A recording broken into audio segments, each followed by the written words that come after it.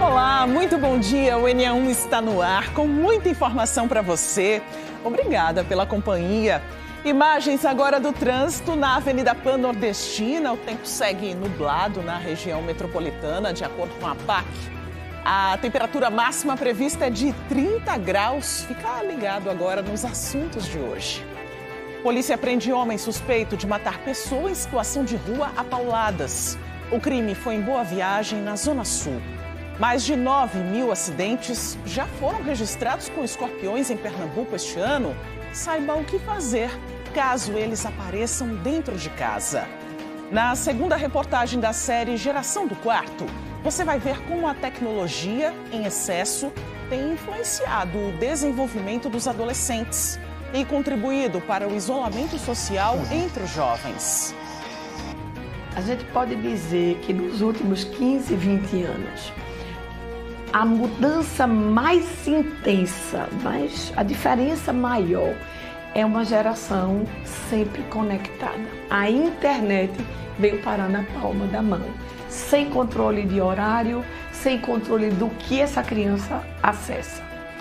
E esse tem sido, sem sombra de dúvida, um dos maiores problemas da adolescência saudável. E um projeto do Instituto Federal de Pernambuco está transformando a realidade de crianças e adultos com a produção gratuita de próteses com a tecnologia de impressão 3D. E tem muito mais, seguimos juntos até 13h, de onde você estiver. Agora são 11h48. A partir de hoje, 134 bairros de cidades da região metropolitana vão ficar sem água ou vão ter o abastecimento reduzido. O QR Code do G1 já está na tela para você saber se o lugar onde você mora está incluído nessa lista. A paralisação é para que a Compesa faça uma manutenção no sistema Tapacurá, que é responsável por levar água para milhares de pernambucanos. O diretor-presidente da Compesa falou sobre esse serviço. A previsão de execução é de 72 horas, iniciando dessa quarta-feira, às 6 horas da manhã e concluindo, no máximo, às 6 horas da manhã do sábado. Qual o motivo dessa parada programada? Basicamente, a gente vai fazer a modernização da estação de tratamento de água em Tapacurá, um investimento de 45 milhões na modernização, estação antiga, 47 anos sem modernização, a gente vai fazer. A gente vai interligar também a adutora de Viana, em Camaragibe, uma obra nova que está em execução e vai ser concluída no final do ano, bem como a interligação de uma grande obra de adutora ali nos morros do Recife, que está em execução. A gente vai interligar com o sistema atual, o sistema existente, para que a obra seja concluída até o final do ano. Além de tudo, um trabalho de reparos e manutenção preventiva em todo o sistema. 130 bairros do Recife, Jaboatão e Camaragibe. É muita gente, né? Vai faltar água em todo canto, a água vai chegar fraquinha. Como é que vai ser essa divisão? Então, em torno de 850 mil pessoas vão ser impactadas de alguma forma. Nos 134 bairros que vão sofrer essa paralisação, basicamente, em parte deles vai sofrer apenas uma redução de vazão e pressão e, em parte deles, realmente, a água vai ser interrompida. A previsão é que no sábado o sistema volte ao normal. Isso volta de uma vez, a água já vai chegar na torneira ou é gradativamente? Então, até as 6 horas do sábado, os sistemas vão ser retomados e todo o enchimento da rede coletora, da rede de distribuição, ele é gradativo. Então, naturalmente, alguns bairros vão ter um pouco mais de demora para receber a água, mas a partir do máximo do sábado pela manhã, todos os bairros vão começar a receber o abastecimento. Existe a possibilidade de não voltar no sábado e esse trabalho se estender por mais alguns dias? Bom, basicamente o planejamento está sendo feito, na verdade, para antecipar os trabalhos. Então, nossa previsão é que até o sábado, no máximo, o abastecimento seja retomado. 11h50, está circulando pela região metropolitana. A gente pega carona agora com o repórter cinematográfico Elvis Lopes. Ele está na Avenida Recife, seguindo agora para a Avenida Dois Rios, no sentido BR-101. A gente já vê a lentidão no trânsito, o congestionamento. Por aí o semáforo está fechado agora, a gente está vendo aí Elvis reduzindo essa velocidade. A redução de velocidade é um alerta importante, principalmente em dias de chuva, tá? A gente vê que voltou a chover, a pista está molhada, motivo de atenção sempre para o motorista. A gente sempre reforça isso aqui. Agora vamos para Paulista com o repórter cinematográfico Ezequiel Quirino. Ontem nós mostramos aqui no NE1 a situação da Estrada da Miroeira. Moradores realizaram protestos esta semana porque estava difícil até para os ônibus passarem pela via, era tanto buraco. A Prefeitura de Paulista informou ontem que faria serviços emergenciais aí no local. E a gente vê, né, que tem máquinas e trabalhadores aí na estrada para tentar amenizar a situação dos motoristas que passam por aí. A gente está vendo agora o motociclista passando. Imagina, né, para as pessoas que vão seguir para os compromissos, que vão trabalhar, que evidentemente precisam sair de casa. E aí, sair de casa todos os dias é um grande desafio, viu? Para quem mora aí nessa região, pela quantidade de buracos em dias de chuva, esses buracos ficam completamente encobertos pela água, então ter que conviver com esse problema todos os dias está difícil demais. Esses moradores sempre entram em contato com a nossa equipe, até para os veículos maiores, né, como o caminhão que está passando por aí, né? Todos os motoristas reclamam muito, mas a gente está vendo esse trabalho já acontecendo aí na pista, né? A gente torce, né, para que esse trabalho também aconteça em outros pontos. A gente daqui vai seguir monitorando. Agora vamos ver como está o trânsito em outros pontos aqui do Recife. Para você que agora nesse fim de manhã, comecinho de tarde, vai largar do trabalho daqui a pouco, bora seguir aí pela Avenida Agamenon Magalhães, quem sabe esse não é o seu caminho, né, para ir aí para o almoço, para os compromissos nesse intervalo muito curto, né? A gente está vendo aí o Parque Amorim, sentido Olinda, esses motoristas vão e a gente está vendo também os pedestres aí atravessando na faixa e a gente segue o nosso giro agora pela Avenida Conselheiro Rosa e Silva, no cruzamento com a Avenida Santos Dumont, nos Aflitos. A gente faz esse passeio também pela Zona Norte. Parece que a câmera travou um pouquinho, né? Mas a gente está vendo essa fila de carros, os motociclistas aí parados no semáforo. Dá para ver que o trânsito está bem intenso. Bora continuar circulando agora a Avenida Norte, na sua tela. A mensagem apareceu aí, tentando reconexão. É uma transmissão pela internet, né? Isso pode acontecer, mas dá para ver aí um panorama, né, de que o trânsito está tranquilo aí por essa imagem. Bora seguir com outros assuntos? Agora 11 horas e 53 minutos e olha o visitante que apareceu aqui no nosso estúdio, hein? A gente fala agora sobre os escorpiões. É que encontrar um escorpião assim, dentro de casa, tem sido cada vez mais comum para muita gente em qualquer época. De acordo com a Secretaria Estadual de Saúde, só este ano já foram registrados mais de 9 mil acidentes com escorpiões aqui em Pernambuco, o que representa uma média de 51 pessoas picadas por dia. Para quem encontra esses animais dentro de casa, os números ganham outro peso. Foi o que aconteceu com a família de Diógenes. O susto começou quando uma grande quantidade de escorpiões apareceu nos cômodos da casa e ele foi picado ao vestir a roupa. Nós encontramos, tanto eu quanto os vizinhos, encontramos bastantes lacrais e escorpiões dentro de casa, né? A última vez eu fui mordido por um deles, né? Ao vestir a roupa, ele me mordeu. Depois do primeiro aparecimento, outros escorpiões foram encontrados. A preocupação passou a fazer parte da rotina da família, que precisou redobrar a atenção. Sempre como encontramos, né? E a gente utiliza de venenos. A gente coloca venenos nos ralos para tentar diminuir, né? E tampar os ralos. O número de acidentes com escorpiões continua alto em Pernambuco. Em 2024, foram registrados quase 16 mil casos. No ano passado, esse número subiu para mais de 19 mil. E a preocupação continua em 2026. Só entre janeiro e o início de julho, já foram registradas mais de 9 mil picadas. Isso ocorre, tem muita relação com as condições ambientais criadas favoráveis à sobrevivência dos escorpiões e da sua multiplicação e também da exposição que as pessoas têm aos escorpiões. Os escorpiões costumam procurar lugares escuros, úmidos e com acúmulo de entulho. Por isso, alguns pontos da casa merecem atenção especial. Ralos, áreas de serviço, quintais, pilhas de madeira e até sapatos ou roupas podem servir de abrigo para esses animais. É muito importante a gente dizer que quando você vai calçar um sapato, você verifique se ele não está lá. Porque muitas vezes você deixa aquele sapato por algum tempo ali e não percebe.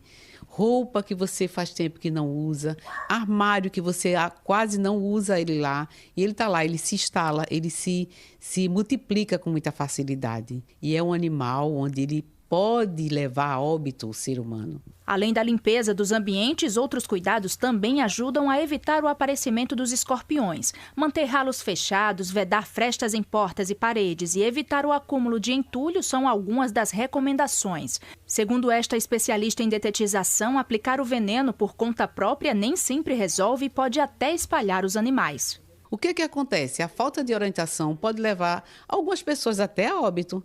Porque pode ter alergia, pode aí fechar o glúteo e a pessoa morrer. E muitas vezes a gente não percebe, mas nem todos os venenos eles são compatíveis àquela praga. Crianças e idosos estão entre os grupos que exigem maior atenção. Segundo os especialistas, quanto mais rápido o paciente chegar ao serviço de saúde, maiores são as chances de receber o tratamento adequado e evitar complicações.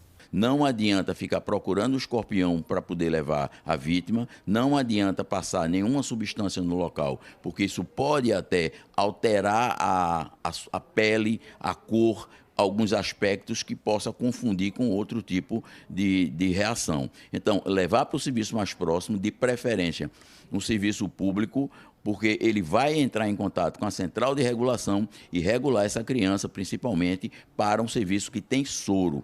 Mesmo que ela tenha que ficar em observação 6 a 8 horas após o acidente, o ideal é que ela fique em observação num serviço que tenha o soro, porque se ela evoluir para um quadro sistêmico que indique esse tipo de tratamento específico, ela já está na unidade que vai dispor desse medicamento que é o soro antiescorpiônico.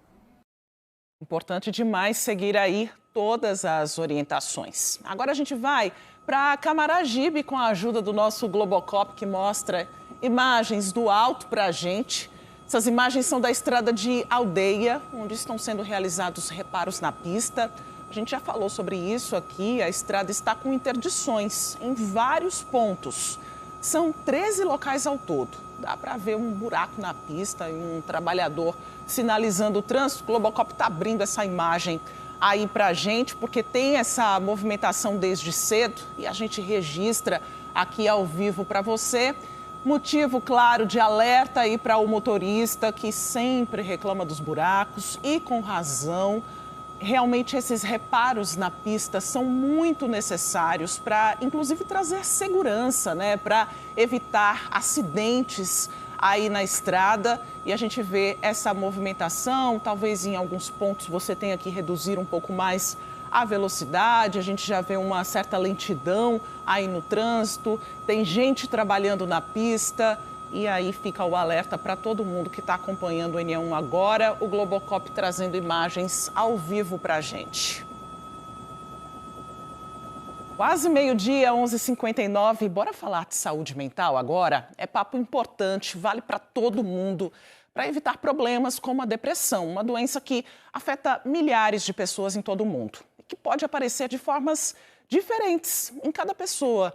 Tem gente que perde completamente o interesse pelas coisas, enquanto outras pessoas convivem por anos com os sintomas mais discretos.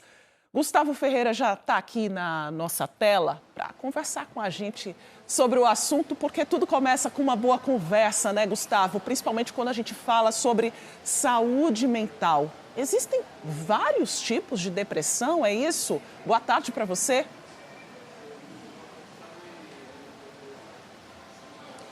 Oi, Maristela, boa tarde para você, boa tarde a todos. Sim, existem tipos de depressão. E quem vai explicar alguns deles para a gente agora está aqui ao meu lado, o médico psiquiatra Tiago Queiroz. A gente já estava falando sobre alguns. Vamos começar então pelo mais comum, doutor.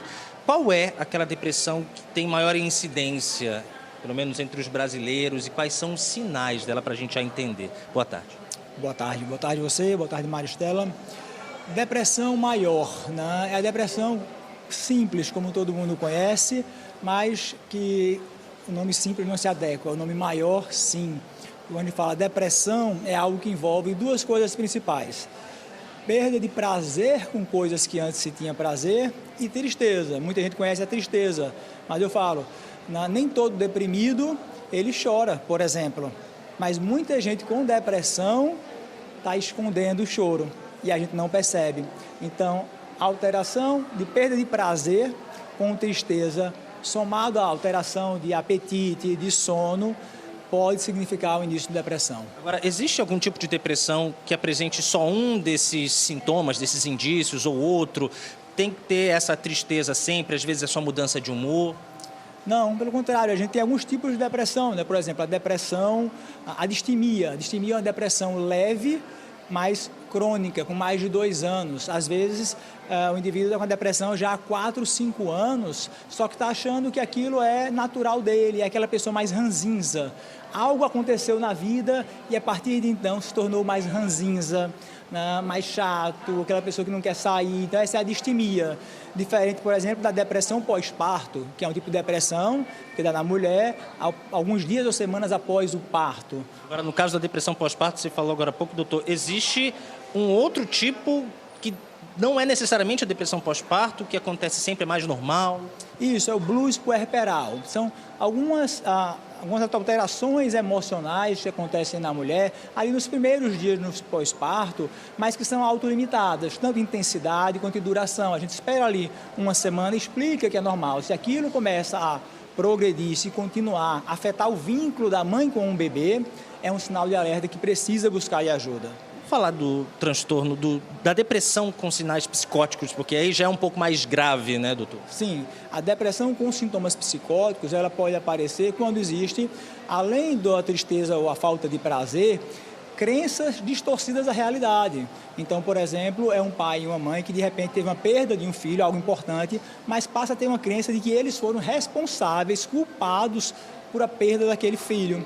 E aí isso tem uma gravidade maior, porque pode levar a tragédias, inclusive. Agora, para a gente concluir, doutor, como faz para pedir ajuda? Qual é a hora de pedir ajuda?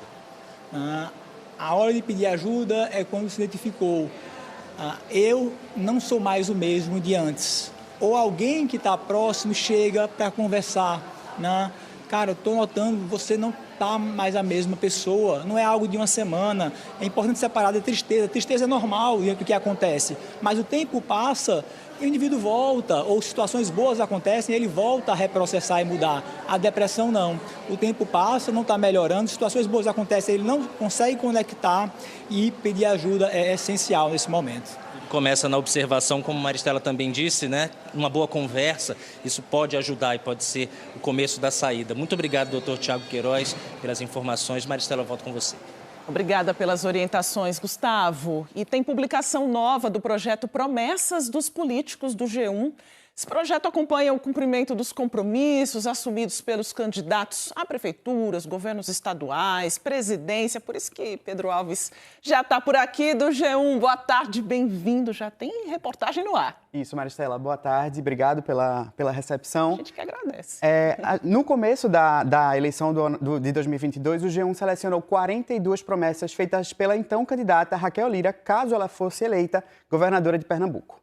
Agora, 3 anos e meio depois, a gente voltou nesses compromissos para saber o que é que foi feito e o que ainda falta cumprir. Claro, você consegue acessar esse levantamento apontando a câmera do seu celular para o QR Code que está aparecendo aí na sua tela. Só para te dar um spoiler, das 42 promessas que a gente estava monitorando, 20 delas foram cumpridas integralmente pela governadora. Isso dá um pouco mais de 47%. Além disso, outras 17 promessas foram cumpridas parcialmente. Isso significa que elas saíram do papel, mas que ainda falta alguma coisa para elas serem completamente entregues à população. Por fim, outras 5 promessas ainda não foram cumpridas. Elas podem até ter sido iniciadas, mas ainda estão longe de estarem disponíveis pela população. Lembrando que o mandato acaba em dezembro e que o governo tem até lá para tirar essas promessas do papel.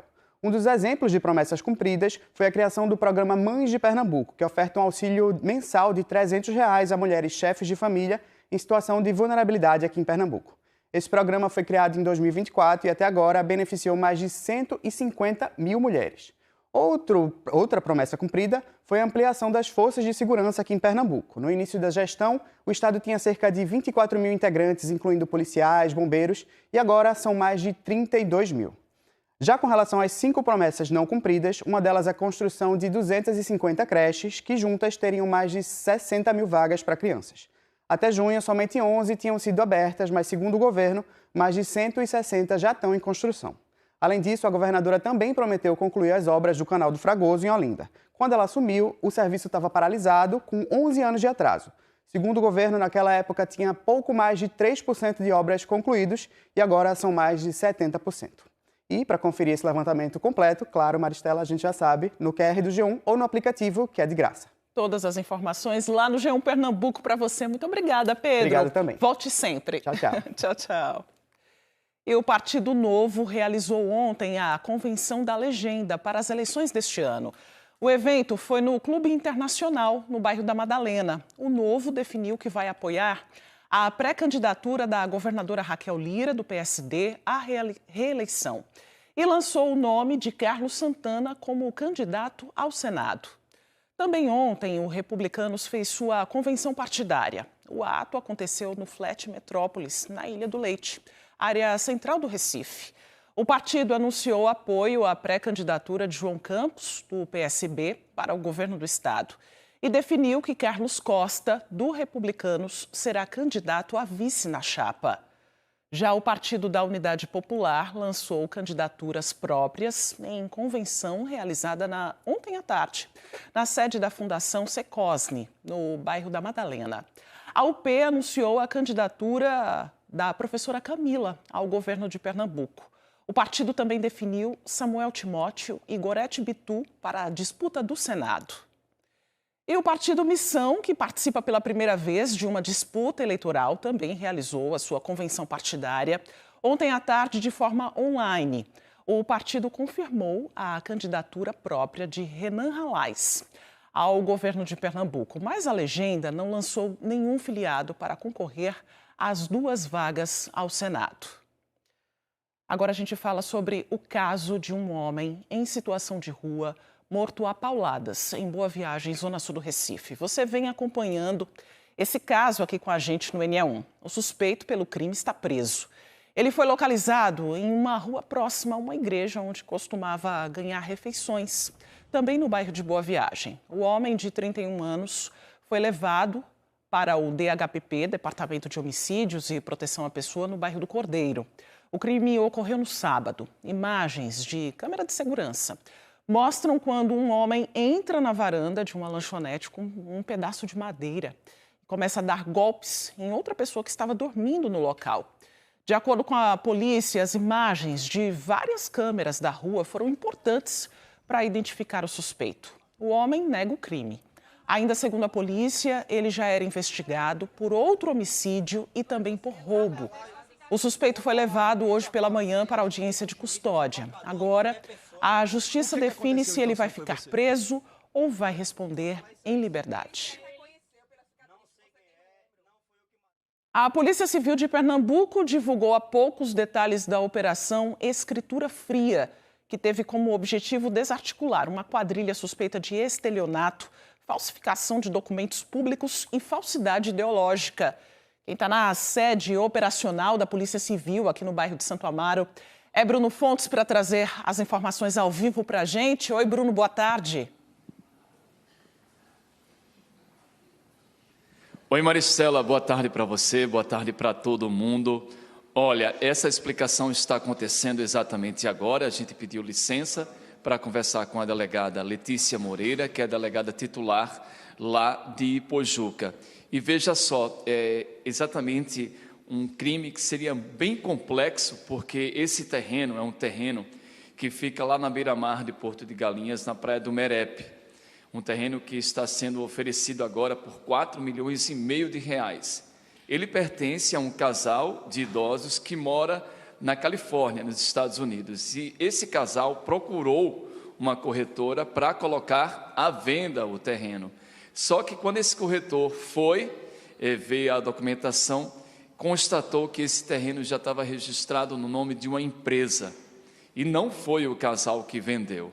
Então, a partir disso, a Polícia Civil foi chamada e entra exatamente nesse caso. Doutora Letícia, muito obrigado em estar aqui conosco. O que é que acontece a partir desse momento que vocês descobrem que tem essa informação da venda desse terreno? Boa tarde. Boa tarde.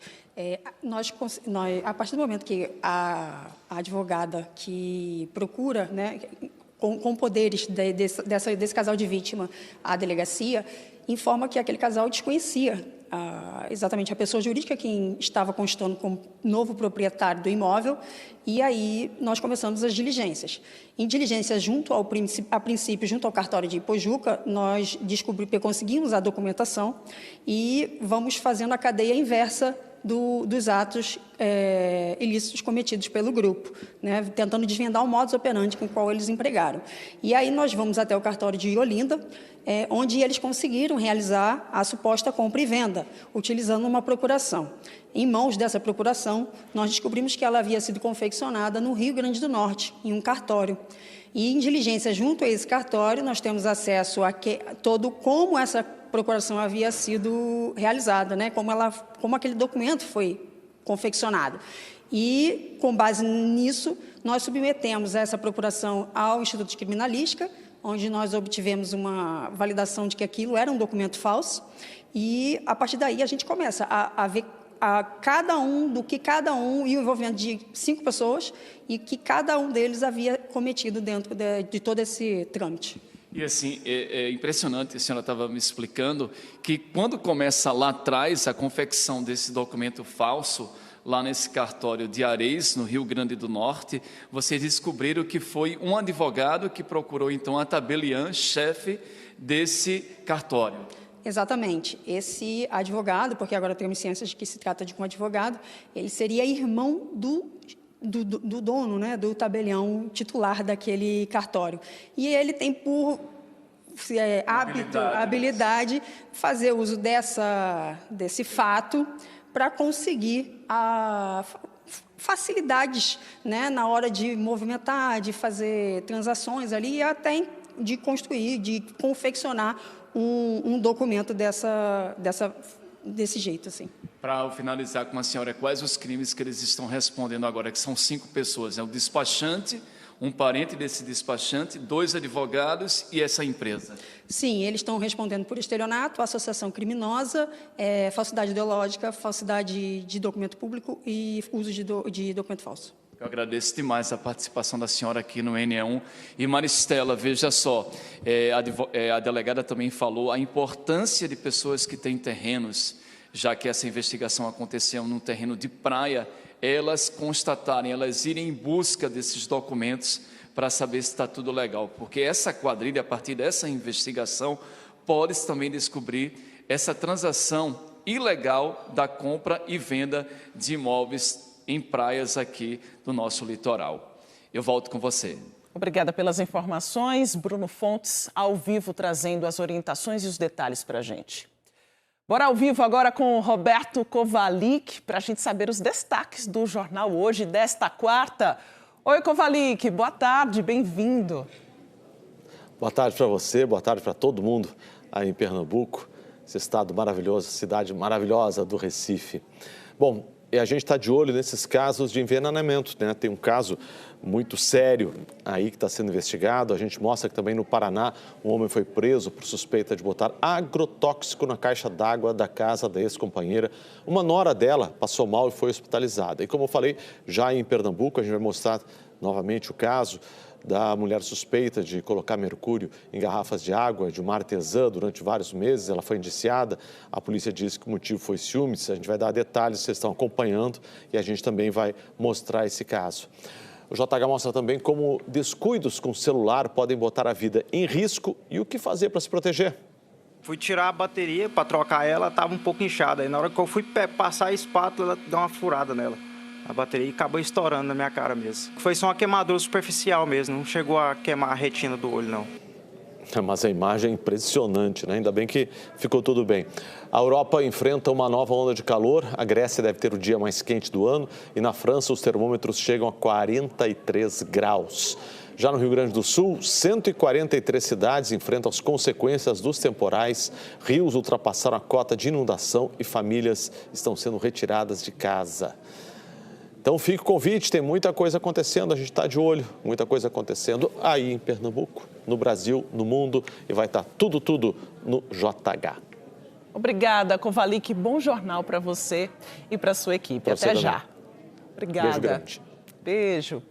A gente viu, né, que é destaque no JH, a gente vai falar sobre esse assunto agora também. A polícia concluiu o inquérito sobre a artesã que denunciou ter sido envenenada com mercúrio. O caso começou a ser investigado há mais de um ano.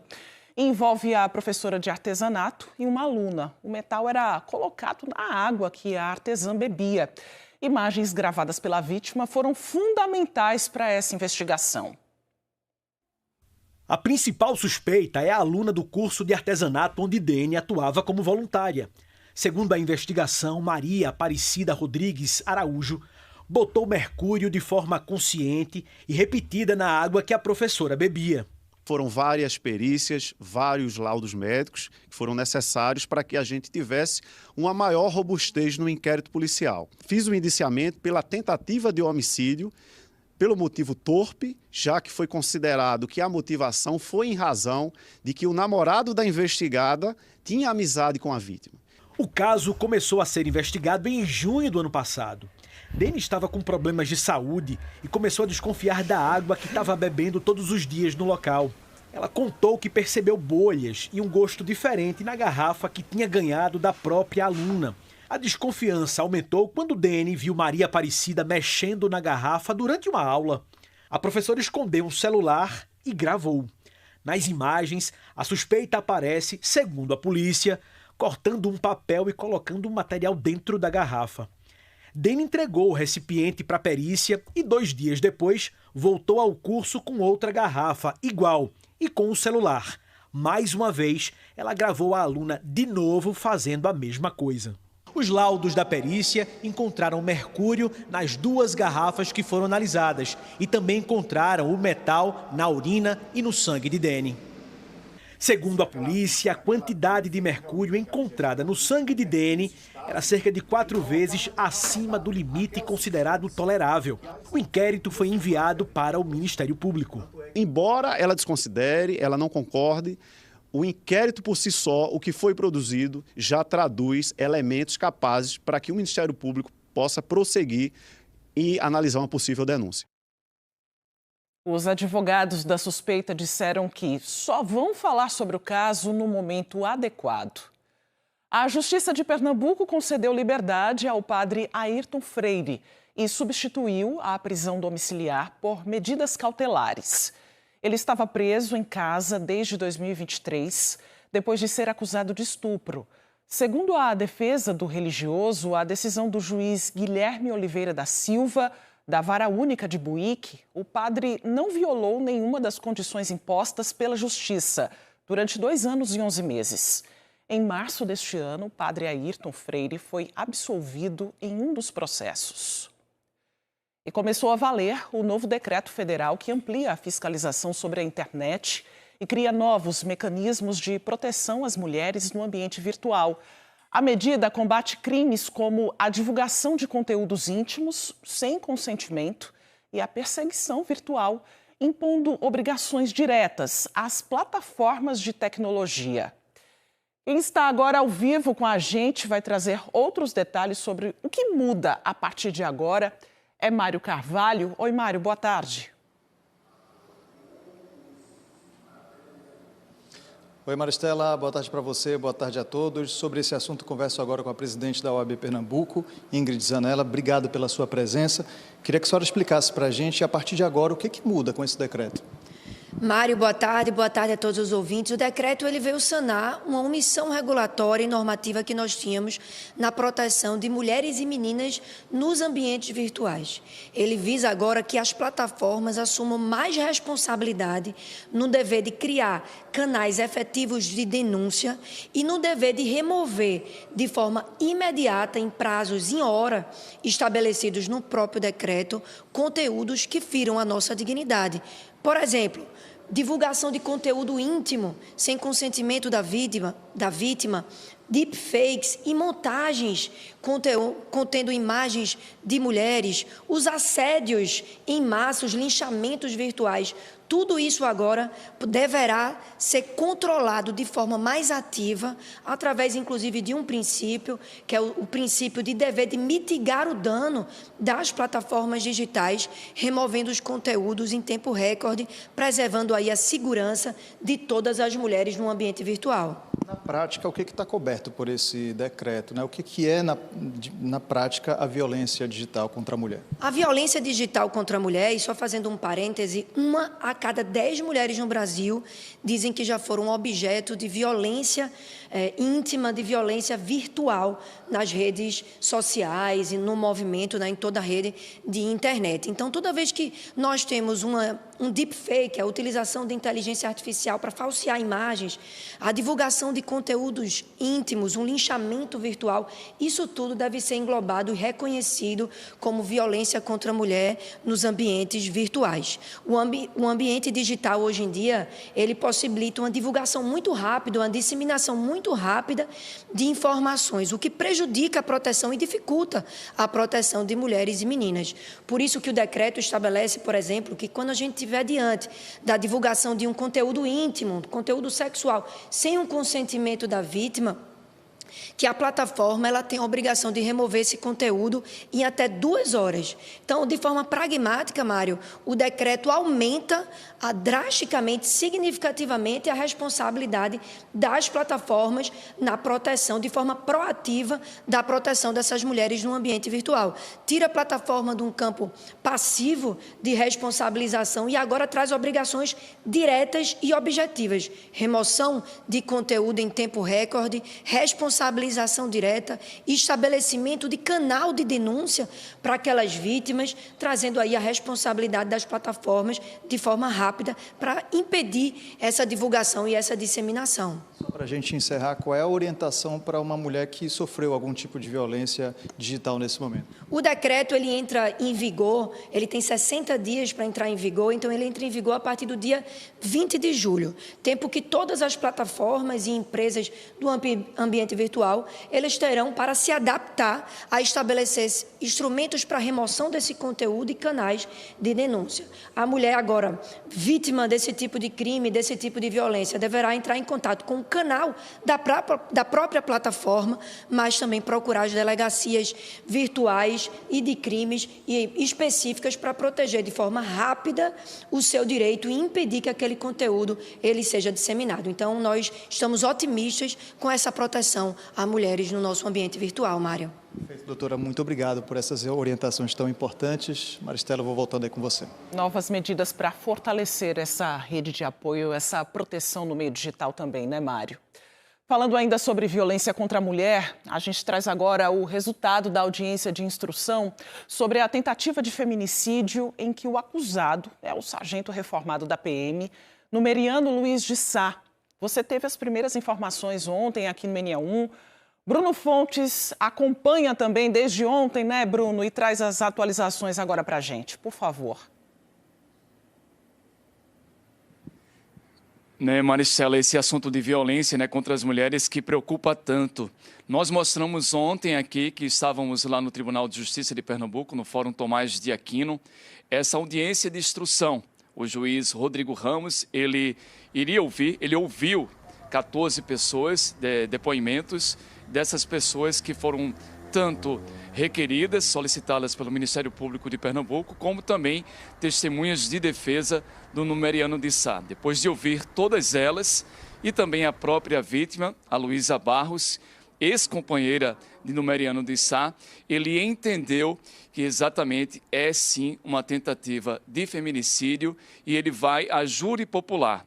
Esse sargento reformado da Polícia Militar, que na época era secretário lá do município de Calumbi. Ele era secretário de esportes daquela cidade no interior do estado. Houve uma agressão, ela foi espancada dentro do apartamento que eles tinham aqui, que eles passavam às vezes no fim de semana, aqui na capital pernambucana, na Rua da Aurora, no bairro da Boa Vista.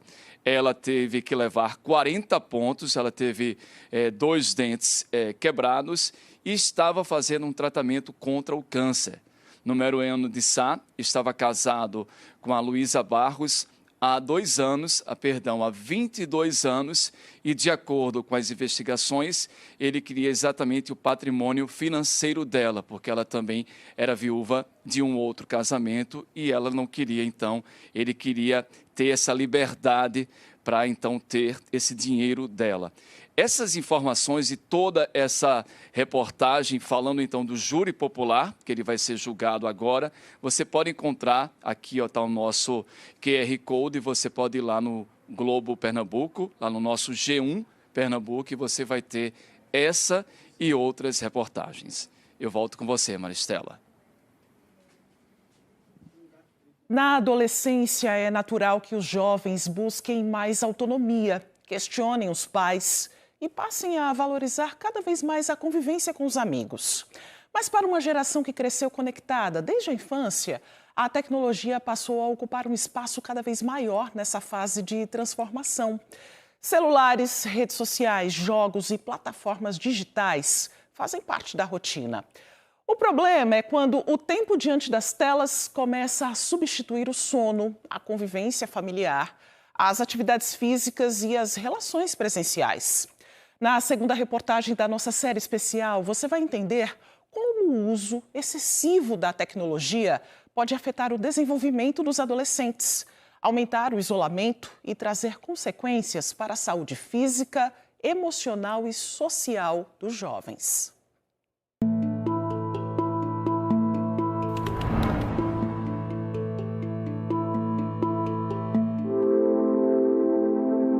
Tinha tanto apego, tanta dependência quando crianças, a fase que vem depois é bem diferente. Chega para os filhos e vai, vamos para o shopping hoje? Eles sem questionar, eles vão. Vamos para a casa de vovó hoje? Sem questionar, eles vão. Na adolescência, eles já têm um gosto próprio, eles já têm um pensamento próprio. E aí começam os questionamentos e as brigas com os pais e os responsáveis, né? É um momento em que eles buscam se reconhecer entre os colegas, entre os pares. É um momento que muitos pais se queixam, né? E cuidadores, família, quem está ao redor, de um certo afastamento, né? Começam aí nesse momento, para alguns, os conflitos, né? Pela própria necessidade mesmo de se autoafirmar, de crescer, de se separar da família. Muitas das questões vividas durante a adolescência são as mesmas, independentemente da geração. Mas agora, os especialistas estudam os novos desafios diante da presença constante da tecnologia no dia a dia. Os impactos são percebidos no corpo e no comportamento. A gente pode dizer que nos últimos 15, 20 anos, a mudança mais intensa, mas a diferença maior é uma geração sempre conectada. Então, se a gente pensar que 2, 3 gerações anteriores, o máximo que tinha de tecnologia era uma TV, que tinha hora certa para assistir e muitas vezes em coletividade com outras crianças, ou irmãos, ou parentes, para uma criança que começa a ter, depois o adolescente, o seu próprio celular e que se transforma num smartphone, ou seja, a internet veio parar na palma da mão, sem controle de horário, sem controle do que essa criança acessa. E esse tem sido, sem sombra de dúvida, um dos maiores problemas da adolescência saudável. É ter também a internet, mas não só a internet. É dar um lugar para ela, mas não dar o protagonismo. Ela não pode ocupar 3, 4, 5, 6, 7, 8, 9, 10 horas do dia de uma pessoa. Então, acho que a família aí vai ter que se organizar para mostrar várias alternativas. O uso tão cedo e por tanto tempo da internet em aparelhos como o celular aumenta o risco de surgirem doenças precocemente nos adolescentes. O alerta vem da especialista em neurologia do desenvolvimento, Sofia Eichmann. No corpo eu tenho uma multiplicação 400% mais frequentemente miopia na infância e adolescência do que a gente tinha 10 anos atrás. A gente tem inúmeras questões ortopédicas, dores musculares, tendinites, retificação da coluna que leva a muita dor. A gente tem obesidade e sobrepeso por um lado, porque são adolescentes que fazem muito menos atividade física, estão muito mais sedentários diante da sua tela e, por outro lado, acessam a muito conteúdo inadequado sobre a alimentação. Então, tanto eu tenho um aumento importante da obesidade e sobrepeso, como eu tenho um aumento importante de transtornos alimentares, como bulimia ou anorexia. E tem ainda o impacto na rotina do sono, principalmente quando os aparelhos são usados durante a noite. O cérebro precisa da escuridão para produzir melatonina, o hormônio que faz dormir. Mas a luz das telas, seja de celular ou televisão, confunde o cérebro, que entende que ainda não está na hora de descansar. E na adolescência é ainda pior. Os adolescentes, curiosamente, eles precisam dormir mais do que crianças na faixa escolar. O bebê dormia muito, vai diminuindo sua necessidade de sono até 8, 10 anos. E quando entra na adolescência, precisa dormir mais por conta daquele processo da mudança do cérebro. O déficit de sono é trágico para o nosso desenvolvimento, né? Ele vai desde alterações como fragmentação do sono, irritabilidade, humor depressivo, dificuldade, impacto claro sobre o comportamento e o aprendizado. A saúde mental fica em risco. É o que destaca a especialista em medicina do adolescente Juliana Coutinho. Como os hormônios estão muito elevados, os ânimos estão muito exacerbados. Então, a gente vê aquela discussão que às vezes é por um motivo fútil, o adolescente se altera e xinga e grita e aí vai para o quarto. O que me preocupa hoje no isolamento dos quartos são o uso excessivo de eletrônicos. E vira um ciclo em que o adolescente pode se tornar um refém dos quartos, da internet, das influências digitais. Por vezes, os responsáveis só se dão conta quando as notas caem na escola. É o que aponta o escritor e pesquisador da infância e da juventude, Hugo Monteiro Ferreira. Se o boletim escolar der algum tipo de... ele começar a mostrar algum tipo de fragilidade e vulnerabilidade, os pais acendem uma lanterninha. Mas até aí não. Até aí fica tudo bem, está no quarto, está bem e não está bem. O quarto pode deixar de ser o lugar onde o adolescente consegue se acalmar e descansar e passar a ser um lugar de perigo. Quando é um isolamento que a gente chega e faz, olhe, vamos sair do quarto, vamos almoçar? O adolescente sai do quarto e participa com a família de alguma atividade fora do quarto, ou sai com a família para algum evento, alguma visita, algum passeio, a gente vê que esse quarto é um lugar que é um lugar para ele de segurança, de aconchego. A gente percebe que é um lugar de perigo quando aquele adolescente, o responsável pede que ele pare de jogar para poder participar com a família de alguma coisa e o adolescente não consegue, ele reage de forma agressiva, ele reage gritando, ele não consegue deixar aquele jogo. Isso aí é uma manifestação que precisa atenção.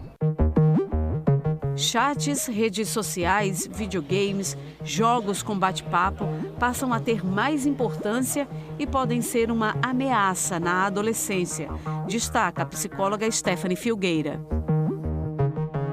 O olhar do outro é muito importante, né, nesse momento, então isso vai permeando essa construção da identidade deles, por isso que buscam o tempo inteiro a validação, a aprovação do grupo. Então, se você vive isso num ambiente que é só virtual, fora do controle um pouco, não é? Do contorno que o presencial dá, é algo que pode ser vivido com muito sofrimento. São sinais de dependência.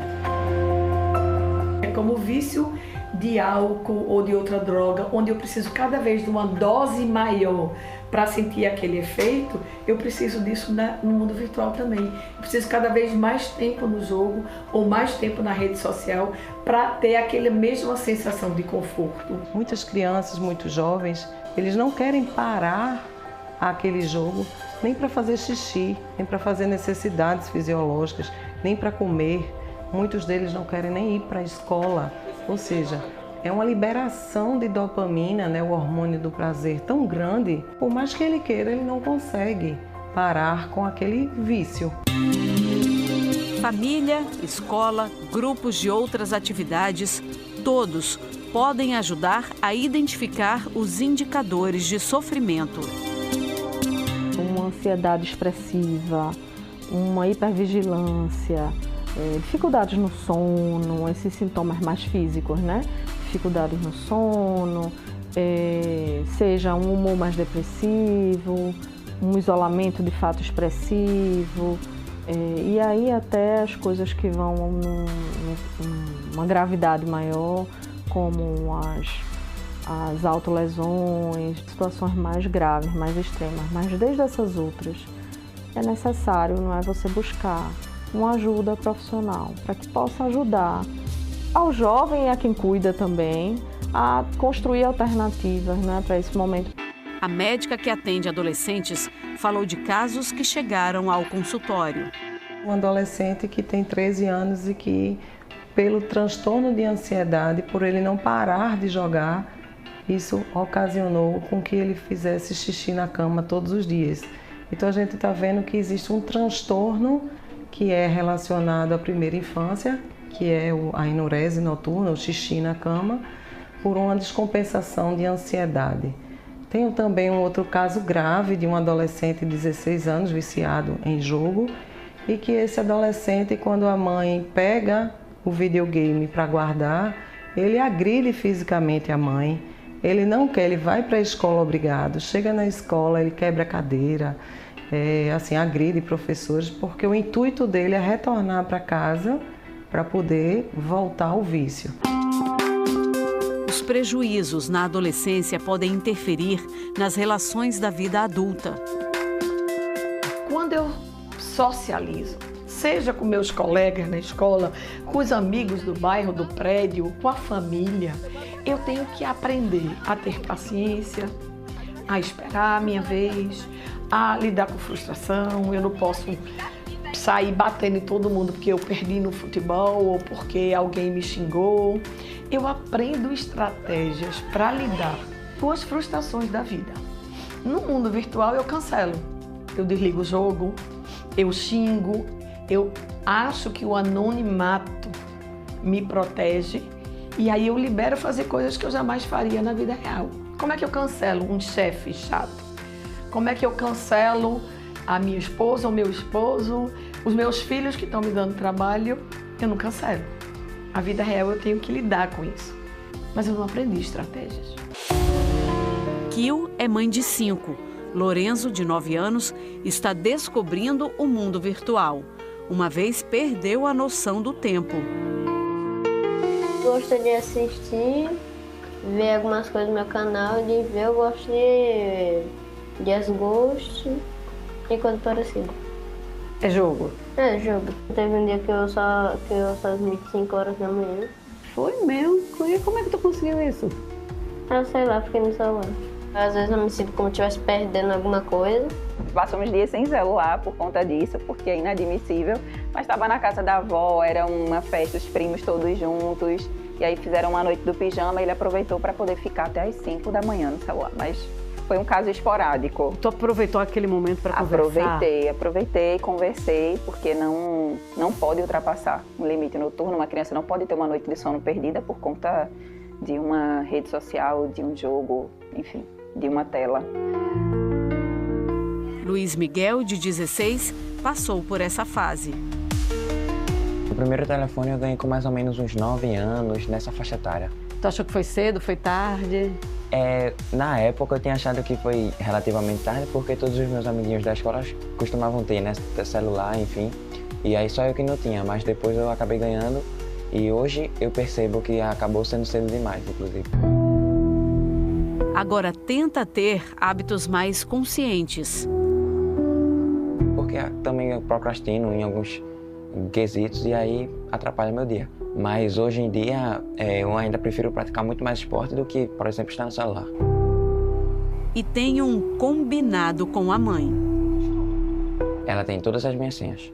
E isso está combinado entre vocês? Isso, é um combinado entre a gente. E quando ela pega o teu telefone para ver qual é o papo que está rolando, como é que tu se sente? Para mim é algo que eu particularmente não vejo problema. Eu tento dar uma olhada quem é que está seguindo, quem segue de volta, quais são as conversas, quem é que está conversando, qual é o conteúdo dessa conversa. Eles entendem que é sempre de uma forma respeitosa, tentando não invadir a privacidade, mas faz parte. Eles estão numa idade que precisa ter esse controle, então eles compreendem muito bem. Eu me sinto muito mais protegido do que controlado. Hoje, na minha realidade, no meu contexto como mãe solo, de múltiplas crianças, às vezes a tela é necessária, inclusive. Eu entendi que talvez fosse melhor e mais fácil controlar se ele estiver próximo de mim, se estiver em casa. Inclusive, quando eu não estou, eles não têm acesso à internet ou ao celular da mesma forma quando tem uma supervisão, porque eles entendem que precisam serem supervisionados, que a supervisão é uma forma de amar.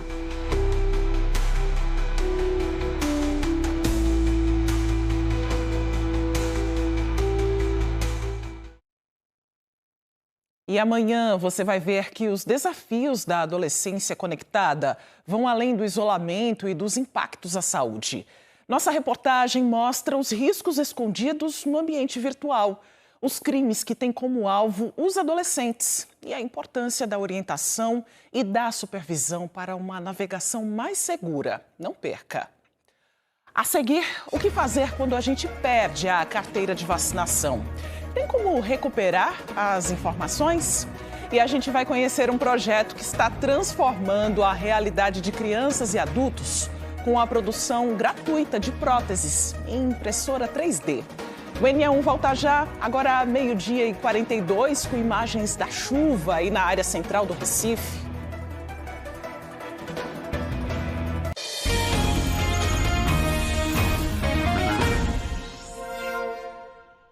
Estamos de volta a 12h45, época de férias, momento em que as famílias também aproveitam para atualizar a caderneta de vacinação. Mas muita gente tem uma dúvida, o que fazer quando esse documento é perdido, hein?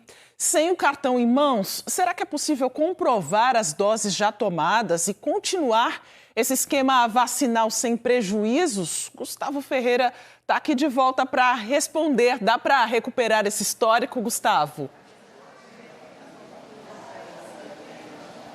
Maristela, até dá, mas assim, o que a gente vai ouvir daqui a pouquinho de Elizabeth Azubel, que é a coordenadora do PNI aqui do Recife, Programa Nacional de Imunização, é que se os dados estiverem desde 2019 no sistema, é mais fácil, tá? Doutora, Maristela quer saber, e muita gente também, perdeu a carteirinha de vacinação dos filhos, por exemplo, que nasceram ali em 2019, 2020, dá para recuperar esses dados? Onde esses dados estão? Boa tarde. Boa tarde. Dá para recuperar, sim, que esses dados, a partir de 2019, começou o registro no Gov. Então, eles podem acessar o Gov e vai conseguir resgatar. O GovBR é aquele aplicativo, né, que a gente usa sempre, aí pode ser de qualquer nível, aí dá para achar, né? Dá para achar, sim. Agora, se você fez antes dessa data, o registro era na unidade, naqueles fichariozinhos que a gente tinha, aí assim, nem todos foram passados para o Gov, aí a gente vai ter problema. Qual é a orientação, então? Se eu não lembro ou se eu não tenho registro da carteirinha, eu tenho 34 anos, uma vacina que eu tomei, que eu deveria tomar ali com 6 meses, não lembro se tomei, não tem registro, vou ter que tomar de novo? Sim, vai ter que tomar de novo. Se a gente não teve o cuidado, eu digo sempre a todo mundo, guardar a carteira de vacina junto da certidão, porque é um documento muito importante que a gente vai precisar para a vida inteira.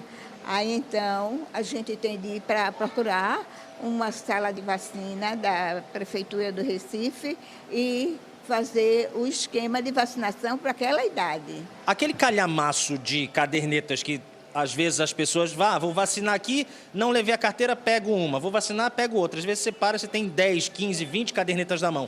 Se eu, no momento de regularizar a minha situação vacinal, eu posso pedir para alguém do posto colocar tudo numa caderneta só, de repente, para economizar, já que dados são mais antigos que 2019? Pode sim, pode pedir, não só numa caderneta só, como também no sistema, para ficar registrado no SUS. Se por um acaso você perder, já está tudo registrado. Então, a orientação é ter muito cuidado. Às vezes a pessoa até tem muito cuidado, mas acontece uma emergência, de repente perde, molha, mas aí tem que dar um jeito de proteger esse documento. Tem de colocar, assim, às vezes a gente está tão guardada e a gente não sabe onde guardou, né? Aí você tem de guardar mesmo, como um documento bem importante, como eu já disse, que você vai precisar durante toda a sua vida.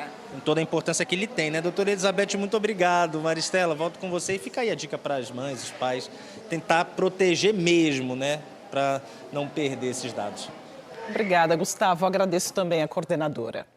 Um projeto do Instituto Federal de Pernambuco está transformando a realidade de crianças e adultos com a produção gratuita de próteses de mão e antebraço em impressora 3D.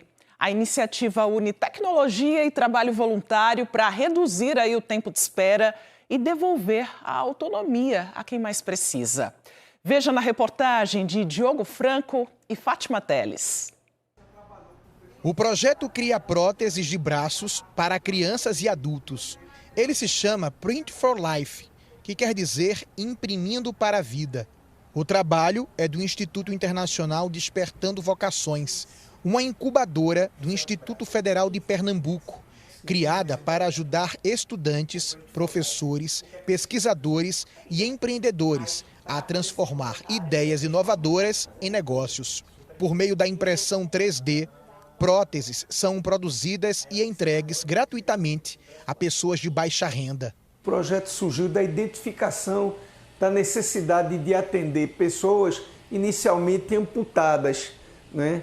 Que a gente percebeu que havia uma dificuldade muito grande em receber uma prótese através do SUS. Além de ampliar o acesso, o projeto reduz os custos. Uma prótese de mão pode custar entre R$ 5 mil e R$ 30 mil. A de antebraço pode chegar a R$ 30 mil. A iniciativa também ajuda a diminuir o tempo de espera, especialmente para crianças, que muitas vezes crescem antes de receber uma prótese pelo SUS. Depois da impressão, a peça passa por ajustes e é desenvolvida de acordo com o paciente. Um processo que une tecnologia, conhecimento e trabalho voluntário para devolver autoestima e qualidade de vida a quem precisa. Ana Cláudia é estudante de radiologia. Encontrou no projeto a oportunidade de ajudar o próximo e aperfeiçoar o conhecimento. Eu, quando entrei, comecei com a parte básica de impressão. Então, como é que a gente utiliza a impressora, faz a calibração, quais são os materiais que usa.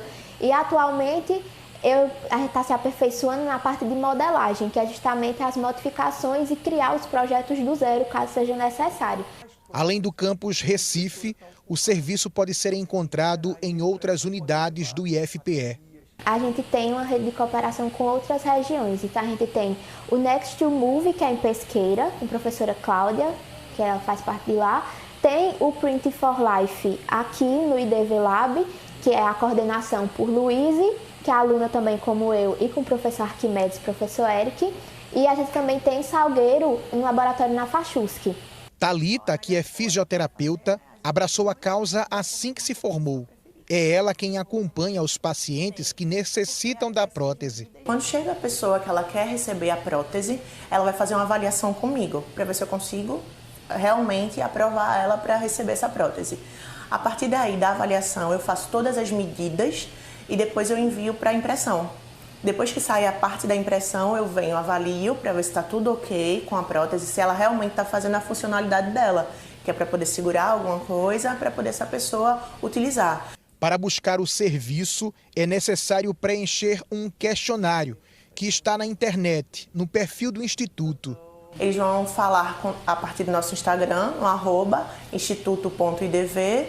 Lá vai ter tanto o link para o nosso WhatsApp, quanto um formulário para preencher. Aí entra nessa fila, né, para a gente poder entrar em contato e fazer a avaliação. O trabalho reúne professores, estudantes, fisioterapeutas e terapeutas ocupacionais. A fabricação só acontece com acompanhamento de profissionais habilitados. Mesmo assim, o projeto necessita de ajuda voluntária. A gente tem uma necessidade muito grande, tanto de impressoras como de scanners 3D, porque no scanner você produz o perfil exato daquela pessoa. E a gente também precisa de voluntários da área de fisioterapia ocupacional, por exemplo, que possam se juntar a gente e dizer, tamo junto. Tem criança de férias por aí? Uma dica é conhecer o Museu da Abolição no Recife. O espaço passou por uma reforma e reabriu com 2 exposições inéditas na programação. As mostras falam sobre a memória, a identidade e a ancestralidade. Quem está por lá é Mário Carvalho. Mostra tudo pra gente, Mário, por favor.